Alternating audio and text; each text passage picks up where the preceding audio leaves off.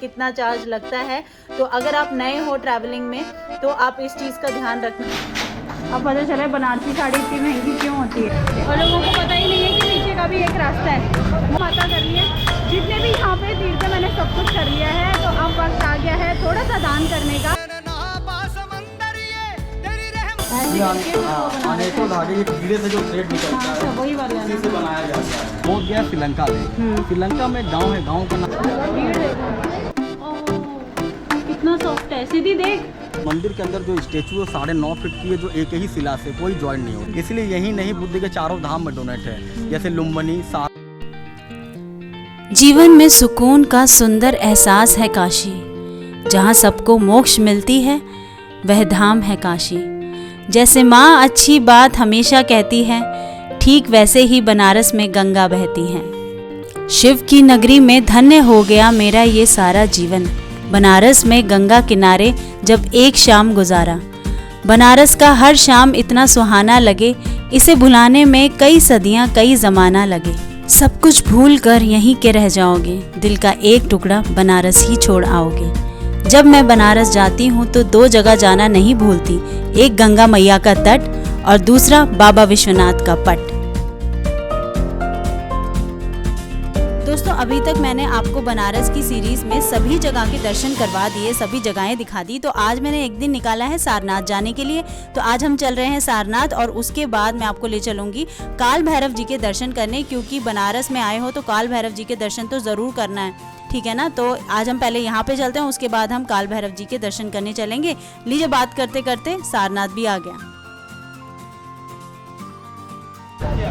Hello दोस्तों, welcome back to my new blog. और आज मैं आपको लेकर आई हूँ सारनाथ टेम्पल, और ये एक बुद्धिस्ट टेम्पल है। तो चलिए देखते हैं, अंदर बहुत ज़्यादा तारीफ सुनी है, पहले अंदर जाके देखते हैं कि अंदर से कैसा है। सारी डिटेल्स आपको, सारी इन्फॉर्मेशन आपको यहाँ पे मिल जाएगी। और यहाँ पे हैंडलूम गैलरी भी है, तो वो भी अंदर जाके देखेंगे। तो चलिए दोस्तों, अगर आप सारनाथ आना चाहते हो वाराणसी से तो सिर्फ 10 किलोमीटर की दूरी पर ही है। और अगर किसी और स्टेट से आ रहे हो तो आप बाय एयर, बाय ट्रेन और बाय रोड तीनों जगह से आ सकते हो ईजीली। जो इसका नियरेस्ट एयरपोर्ट है ना, वो बाबतपुर में है, जो कि सारनाथ से 30 किलोमीटर की दूरी पर है।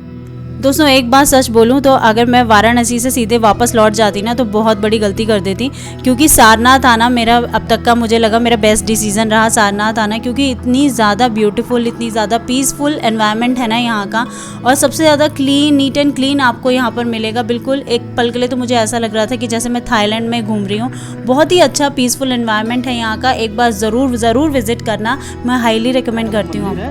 अलग अलग मंदिरों में, जैसे थाईलैंड का मंदिर, Sri Lanka, Japan, Korea, Burma, Vietnam, Cambodia, इन सब जगहों पे बुद्धिस्ट अपना उसी कंट्री के बुद्धिस्ट रहते हैं। अच्छा, यहाँ पे कम से कम आपको 25 से 30 मंदिर आपको मिलेंगे बुद्धिस्टों के। अच्छा, 25 से 30 मंदिर जी, मगर क्या है कि एक दिन में कोई घूम नहीं सकता। हाँ। सारनाथ घूमने के लिए आपको कम 2 दिन का समय निकालेंगे जाएगा। अच्छा, हाँ, सिर्फ 2 दिन सिर्फ सारनाथ के लिए, और उसमें कोई काम पहले पता होता तो भैया मैं ऐसे प्लान करके आती कि ऐसा, मुझे लगा सिर्फ सारनाथ के यही टेम्पल ही है। एक मंदिर थोड़ी ना है यहाँ, एक से एक मंदिर है यहाँ पर। चंदन का, जो जापान वालों ने चंदन का मंदिर बनाया है। अच्छा, पूरा लेटे हुए बुद्ध हैं, और पूरा मंदिर हमको कहने की जरूरत नहीं है। अच्छा, आप पैर रखेंगे वहाँ खुद ही चंदन की स्मेल आने लगेगी। है? अच्छा, पूरा रियल सैंडलवुड का टेम्पल ही है पूरा। चाइना है, बर्मा है, वियतनाम है। मूर्ति आप देख रहे हैं बड़ी वाली, ये 80 फीट की मूर्ति है, 80 फीट 9 इंच है। आप लोगों ने नाम सुना ही होगा बामियान बुद्धा का, जो अफगानिस्तान में था, जो तालिबानों ने 2002 में डायनामाइट से उड़ा दिया था। उसके बाद ये मूर्ति 16 मार्च 2011 में थाईलैंड के एक्स प्रेसिडेंट के द्वारा बनाया गया है। अच्छा, चलते हुए मुद्रा में है, आशीर्वाद दे रहे, ज्वाइंट बुद्धा बोलते हैं। जॉइंट, हाँ, 10 साल लगा है मूर्ति को बनने में, यहीं पे मूर्ति बना है। यहीं पे बनी? हाँ, चुनार का पत्थर और चुनार के कारीगरों ने ही मूर्ति को बनाया है। अच्छा, बहुत शानदार। पूरा ज्वाइंट करते हैं। और अभी सबसे बड़ी मूर्ति आपकी है सरदार वल्लभ भाई पटेल की, जो 180 फीट की मूर्ति बनाएगी। बाकी 80 फीट की बुद्ध इसलिए बनाई जाती है क्योंकि 80 वर्ष के भी अवस्था में ही बुद्ध का ध्यान हुआ था। इसलिए यही नहीं बुद्ध के चारों धाम में डोनेट है, जैसे लुम्बिनी, सारनाथ, कुशीनगर, बौद्ध गया। लुम्बिनी नेपाल में जहाँ इनका जन्म हुआ, बौद्ध गया बिहार में ज्ञान हुआ, सारनाथ में पहला उपदेश दिए, और कुशीनगर में महानिर्वाण 80 वर्ष की अवस्था में। आपका हैदराबाद में भी है, हुसैन सागर में, वहाँ पे भी 80 फीट की ही मूर्ति बनाई गई। बुद्ध पूर्णिमा है, ये कार्तिक पूर्णिमा। जो बुद्ध पूर्णिमा पर गर्मी में आता है, मई में, जो अभी चला गया। अब कार्तिक पूर्णिमा आएगा नवंबर में। जो बुद्धा के अवशेष जो होती है, अस्थियाँ होती है, उसका दर्शन कराया जाता है। अच्छा, यहाँ के मंदिरों में। आइए ये अशोक स्तंभ में बता देते हैं, इसका ओरिजिनल जो म्यूजियम में है। तो ये जो अशोक स्तंभ आप देख रहे हैं ये रेप्लिका है। ओरिजिनल अशोक स्तंभ जो पुरातत्व ने खुदाई किया, तो स्तूप के अगल बगल में खुदाई किया तो म्यूजियम में डाल दिया गया है। अच्छा। म्यूजियम में किसी प्रकार का गाइड, कैमरा, मोबाइल नहीं जाता है। गाइड उसमें आपको मिलते हैं जो लाइसेंसी गाइड होते हैं, जो उनका चार्ज 1500 से 2000 1000 रुपये होता है, वो अपना उसके अंदर विजिट कराते हैं। बाकी लोकल गाइड उसमें अलाउड नहीं करते। अशोका ने 4 शेर इसलिए बनाए थे कि चारों दिशाओं में भगवान बुद्ध के प्रचार है, जो उत्तर, दक्षिण, पूरब, पश्चिम होता है। और नीचे में 4 तरह के जानवर, जैसे हाथी है, शेर है, घोड़ा है, बैल है। तो हाथी का मतलब क्या होता है? सफ़ेद हाथी जो होती है वो शांति का प्रतीक होता है। घोड़े का मतलब क्या होता है? घोड़े की रफ्तार बहुत तेज होती है। शेर का मतलब क्या होता है? शेर की दहाड़ बहुत होती है और शाक्त वंश में जन्म लिए होते हैं। चौथे में बैल होता है। बैल खेती बाड़ी किसान लोग के लिए बैल बहुत मजबूत होता है और उसमें 24 चिड़िया 24 घंटे होते हैं, 12 घंटा दिन और 12 घंटा रात। इसको मिलाकर अशोक स्तंभ बनाया गया है। नीचे में होता है उल्टा लोटा। जब भगवान बुद्ध का जन्म हुआ तो जन्म होते ही कमल का फूल खिला था और जन्म होने के बाद ही ये तुरंत 7 कदम चले थे। तो जब ये जमीन पे पाँव रखते तो कमल उल्टा हो जाता, इसलिए उल्टा कमल अशोक स्तंभ पर डाला गया। अभी तो टेम्पल आप देखेंगे, ये थाईलैंड पैगोडा टेम्पल होता है। और पैगोडा टेम्पल 2 कंट्री में सबसे ज़्यादा पाए जाते हैं, थाईलैंड में, जापान में। और ये 1964 में थाईलैंड के महाराजा के द्वारा डोनेट किया, जिनका नाम था राजा राम। और इस मंदिर के अंदर जो स्टेचू है 9.5 फीट की है, जो एक ही शिला से, कोई जॉइंट नहीं होता है। पत्थर के ऊपर में गोल्डन का पॉलिश कर दिया गया और आशीर्वाद देते हुए दर्शाया गया है। पत्थर चुनार का होता है, मिर्जापुर विंध्याचल का, यहाँ 70 किलोमीटर चुनार होता है।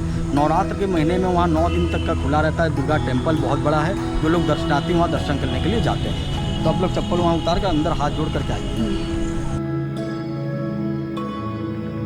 तो दोस्तों ये है सारनाथ का थाई मंदिर। थाई मंदिर सारनाथ में एक प्रसिद्ध आकर्षण जो यहाँ की वास्तुकला की शैली को प्रदर्शित करता है।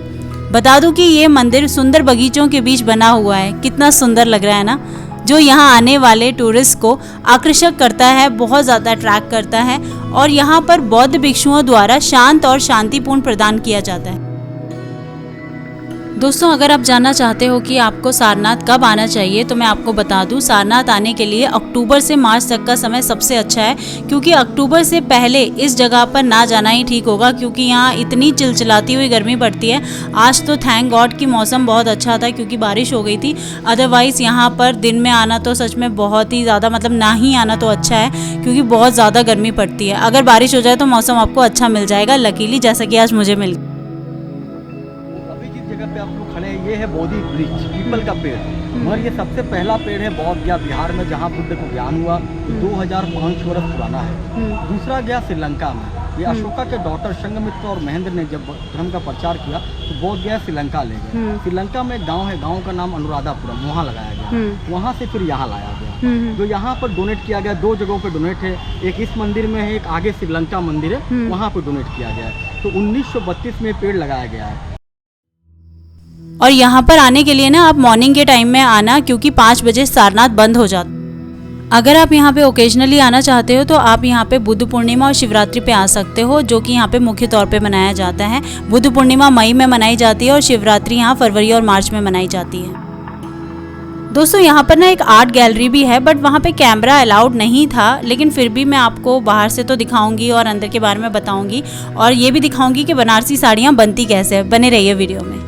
तो सबसे पहले अभी जगह पे खड़े, जगह नाम क्या है? सारनाथ। और सारनाथ इसलिए प्रसिद्ध हुआ क्योंकि यहाँ पर भगवान बुद्ध ने पहला उपदेश और बौद्ध धर्म का प्रचार सारनाथ से ही स्टार्ट हुआ है। सारनाथ बनारस से 15 किलोमीटर आउट एरिया होता है। और सारनाथ कोई पहला नाम नहीं है, इसको 3 नामों से जाना जाता है। जैसे कि आप लोगों ने बनारस का भी 3 नाम सुना होगा। बनारस का सबसे पहला नाम क्या है? काशी।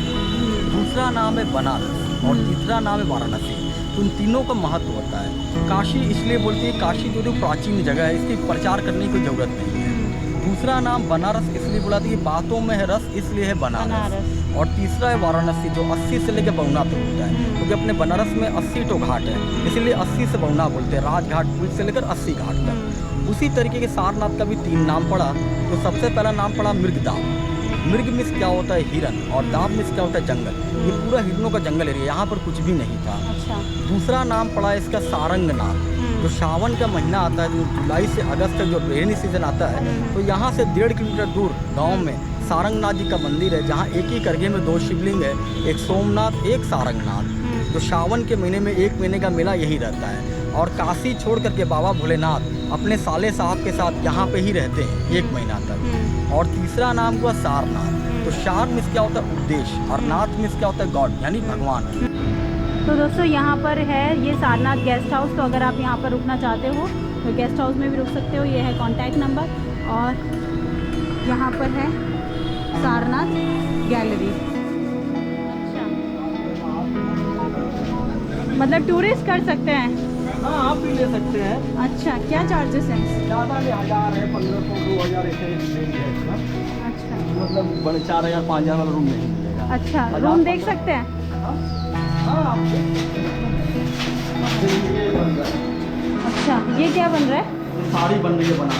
अच्छा 1 दिन में नहीं बनता, 8 दिन 10 दिन एक साड़ी को बनाने लगता है। अच्छा, देखिए काम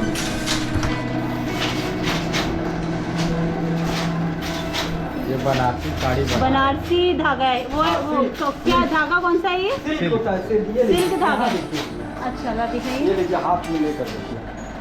ये अच्छा, ये धागा लगाया और जा रहा ये है। एक धागा नहीं है इसके अंदर। ये अच्छा, कई इसमें कई, अच्छा सिल्क है ये। हाँ, और ऐसे ऐसे करके ये उसको ये हाथ लगाइए। ये देखिए, बहुत पतला ये दिख एक नहीं रहा है, है। ये एक धागा है। हाँ, ऐसे करके फिर वो बना अनेकों धागे, ये कीड़े से जो थ्रेड निकलता हाँ, है अच्छा, वही वाला उसी से बनाया जाता है। और यहाँ पर प्रचार के लिए दिखाते बताते हैं हम लोग।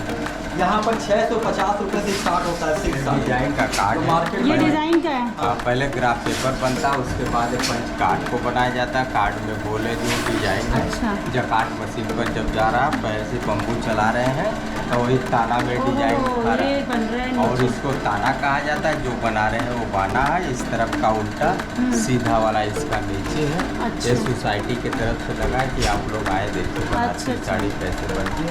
ऐसे ऐसे गाँव यहाँ बैठे आप हैं इसको ये नीचे ऐसे से गाँव में बहुत सारे मशीन लगे हुए हैं। अच्छा ये आप लोग को दिखाने।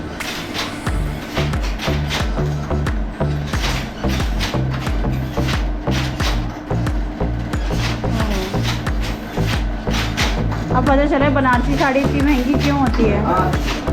ये तो महंगा तब होता है जब शोरूम में जाता है, इसके टैक्स वगैरह लगता है ना। एक हाँ। साड़ी को बनाने में 3 दिन 5 दिन 10 दिन 15 दिन जैसा डिजाइन जैसा अच्छा। काम रहेगा उसी हिसाब से। ओह, कितना सॉफ्ट है। सीधी देख, हाथ लगा के देख। तो इसको ओह, ताना ये कहा बहुत- जाता है, जो बना रहे हैं वो बाना है। और हाँ। जरी देखिए बॉर्डर पर लगा रहे हैं। अच्छा, ये कितने का जैसे बेचेंगे यहाँ पर ये तो साड़ी? अंदर जाएंगे तो आप अच्छा, लोग को अच्छा, दिखाए अच्छा। बताएंगे। ये अच्छा। तो हम बनाने वाले हैं। अच्छा अच्छा। हम लोग और क्या- तो दोस्तों कैसा लगा आपको सारनाथ गैलरी में जाकर?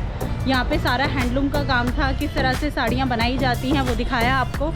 आई होप कि आपको अच्छा लगा होगा। अगर आपको वीडियो अभी तक अच्छा लगा तो प्लीज़ वीडियो को लाइक एंड शेयर ज़रूर कीजिए, और चैनल सब्सक्राइब नहीं किया है तो प्लीज़ चैनल भी सब्सक्राइब कर लीजिए। तो दोस्तों अगर अभी तक आप वीडियो देख रहे हो दैट मीन्स आपको वीडियो पसंद आ रही है, तो प्लीज़ एक लाइक और एक कमेंट ज़रूर करना। मुझे बहुत अच्छा फील होगा, बहुत मोटिवेशन मिलेगा। तो चलो वक्त आ गया है बाबा काल भैरव के दर्शन करने का, तो वहीं चलते हैं सीधे। अब 10 किलोमीटर वापस मुझे जाना है वाराणसी। पहले मैं आई हूँ 10 किलोमीटर दूर सारनाथ। तो चलिए गंगा जी पार करके चलते हैं काल भैरव जी के दर्शन करने।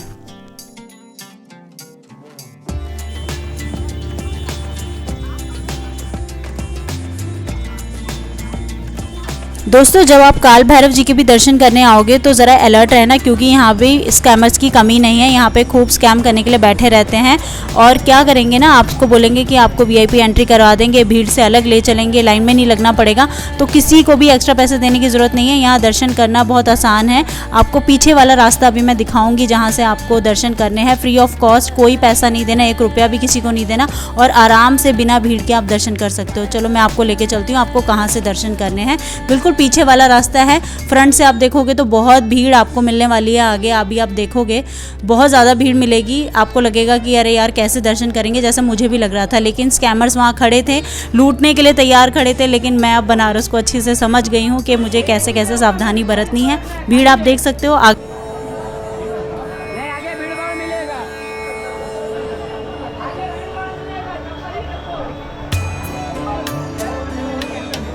तो दोस्तों आपको क्या करना है, मंदिर का जो मेन द्वार है ना उसके पीछे वाला, मंदिर के पीछे वाले द्वार से आपको एंट्री करनी है।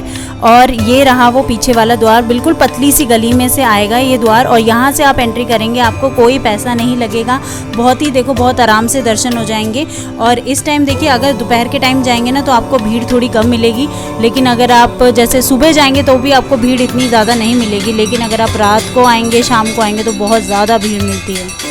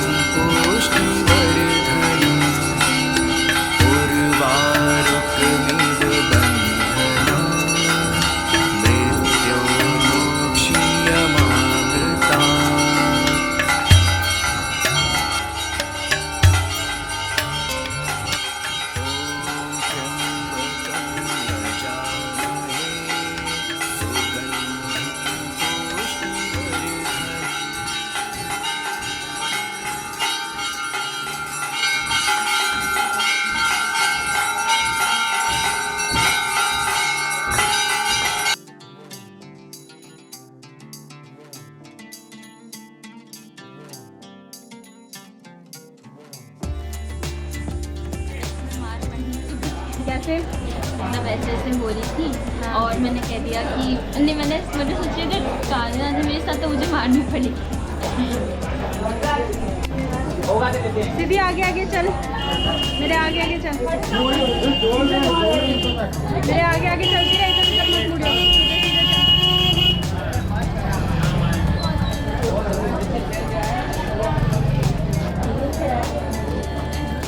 चल चल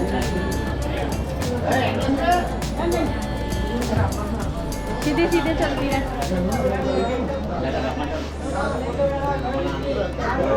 तो दोस्तों अगर आप काल भैरव दर्शन के लिए आते हो ना तो एक रास्ता आगे से है, तो वहाँ आपको बहुत लंबी लाइन मिलेगी। तो आप क्या करना, थोड़ा सा 2-4 कदम आके ना थोड़े पीछे की तरफ आ जाना, पीछे वाले रास्ते से आपको वहाँ पे भीड़ नहीं मिलेगी और एकदम से दर्शन हो जाएंगे। अभी आपको मैं यहाँ दिखाऊँ, यहाँ इतनी भीड़ हो रही है ना कि भीड़ देख के आपको लगेगा कि दर्शन नहीं होंगे, लेकिन हम 10 मिनट में हम दर्शन करके बाहर भी आ गए। ये देखो भीड़, देखो आप कितनी भीड़ हो रही है यहाँ पे। यहाँ से लाइन शुरू है, मैं दिखाता हूँ कहाँ से लाइन शुरू है। पीछे वाले रास्ते से जाओ तो आराम से दर्शन हो जाएगा। भीड़ देखो,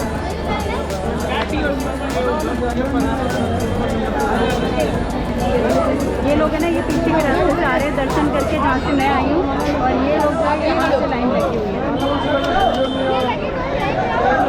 तो दोस्तों देखा आपने कितनी ज़्यादा भीड़ थी यहाँ पर, और लोगों को पता ही नहीं है कि पीछे का भी एक रास्ता है। वो तो यहाँ पर भला एक अंकल का, उन्होंने मुझे परेशान होते हुए देख के बोल दिया कि ना वो रास्ता आप पीछे से जाओ। और पता है आपको, शीघ्र दर्शन कराने के 500 रुपये लोग मांगेंगे लोग आपसे कि 500 रुपये लगेंगे, आपको जल्दी दर्शन करा देंगे और उसी रास्ते से ले जाएंगे आपको जिस रास्ते से मैं गई थी।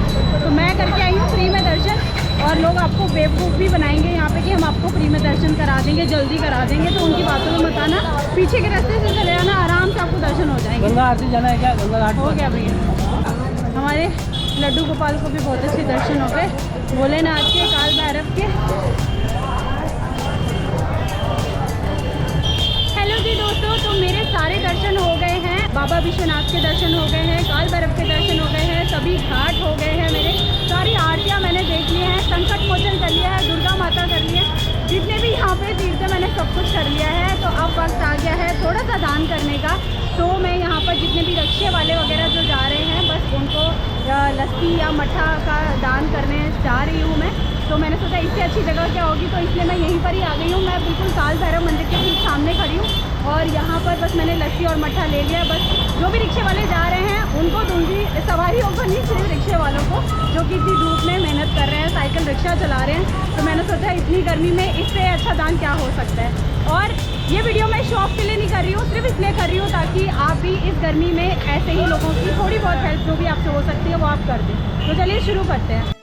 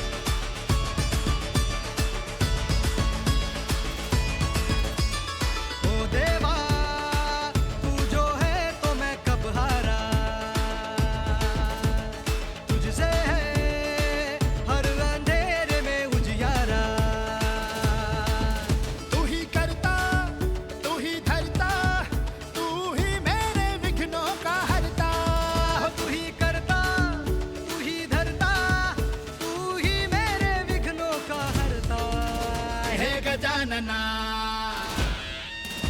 हे गजानना, हाथ थामना, हे गजानना, सुन ले कामना, हे गजानना, हाथ थामना, हे गजानना, हे सुन ले कामना।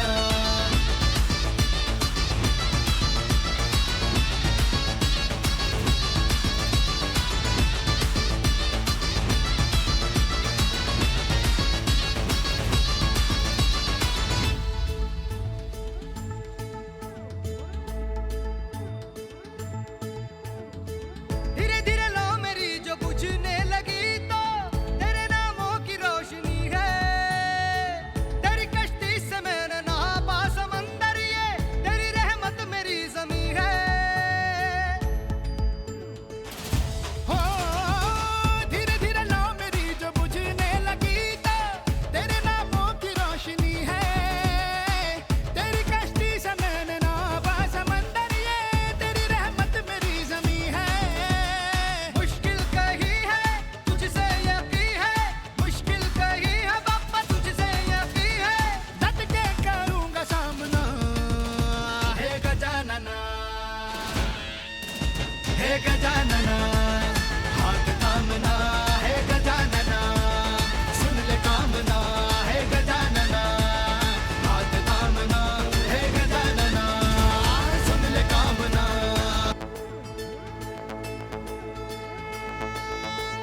ओ देवा तू जो है तो मैं कब हारा, तुझसे है हर अंधेरे में उजियारा।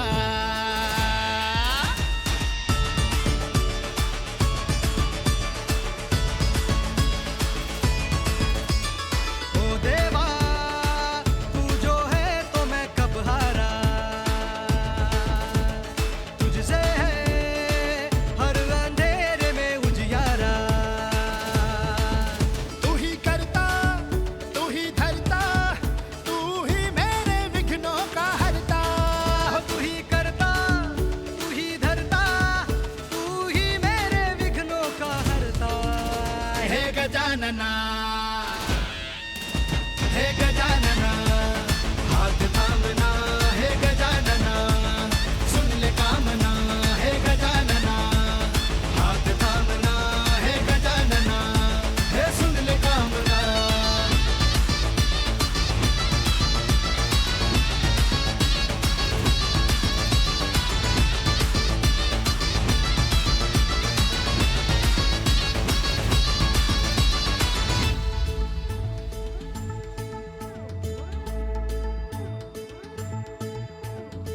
धीरे धीरे लो मेरी जो बुझने लगी तो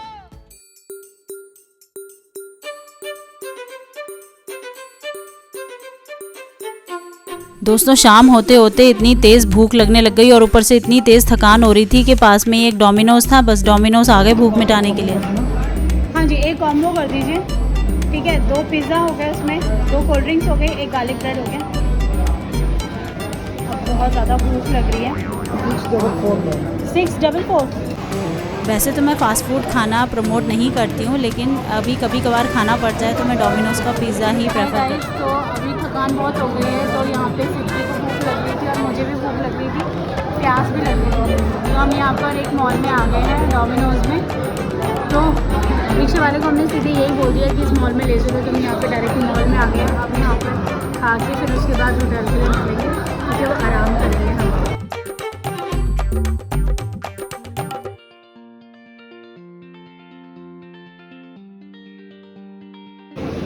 तो दोस्तों ये है पेपी पनीर और ये है ये जाने कौन सा ये पता नहीं कौन सा है।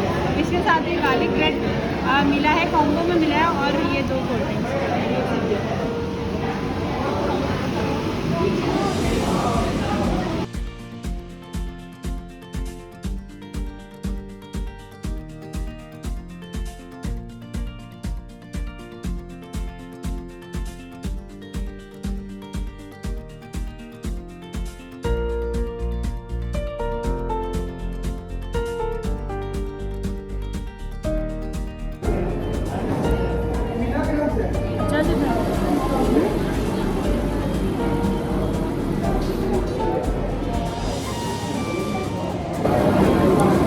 के साथ ना हमेशा कोल्ड ड्रिंक पीनी चाहिए क्योंकि ये डाइजेशन का काम करती है, मतलब डाइजेशन कर देती है, मतलब डाइजेस्ट कर देती है पिज़्ज़ा को। जनरली मैं कोल्ड ड्रिंक्स बिल्कुल भी नहीं पीती, बिल्कुल भी नहीं पीती। जब मैं फास्ट फूड खाती हूँ लेकिन तब मैं कोल्ड ड्रिंक ज़रूर पीती हूँ।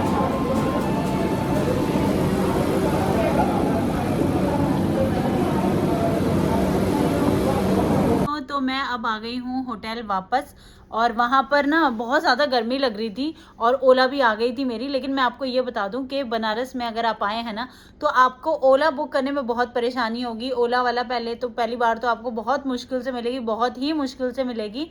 तो आपको लोकल जो कन्वेंस होते हैं उन्हीं का ही सहारा लेना पड़ेगा, क्योंकि ओला बहुत मुश्किल से होती है यहाँ पर, और बहुत बार वो खुद भी कैंसिल कर देते हैं, या एक बार को आपको ये ओला हो भी जाएगी ना तब भी वो आने से या तो मना कर देंगे, मतलब ओला कैब नहीं हो पाती है। तो आपको लोकल जो कन्वेंस चलते हैं ना, ऑटो या टोटो, तो वही बुक करने पड़ते हैं, उन्हीं को ही आप हायर करके या रिजर्व करके आप घूम सकते हो, तो आपका सही पड़ जाता है। बस ये है कि आप ऑटो वालों से या टोटोज़ वालों से सावधान रहना, क्योंकि टोटोज़ वाले जो होते हैं ना वो टूरिस्ट को देख के यहाँ पर बहुत ज़्यादा बेवकूफ़ बनाने की कोशिश करते हैं और आपके साथ स्कैम भी कर सकते हैं। आपको मतलब जहाँ पे आपको 100 रुपये लगते होंगे ना पहुँचने में, वहाँ पे आपको 250-300 रुपये भी आपको चार्ज कर लेते हैं वो, अगर आपको नहीं पता है। लेकिन बीइंग अ ट्रैवलर मुझे ये आइडिया है कि लोकल जो टोटोज़ या ऑटोज़ जो होते हैं तो उनको कैसे डील करना चाहिए, कितना चार्ज लगता है।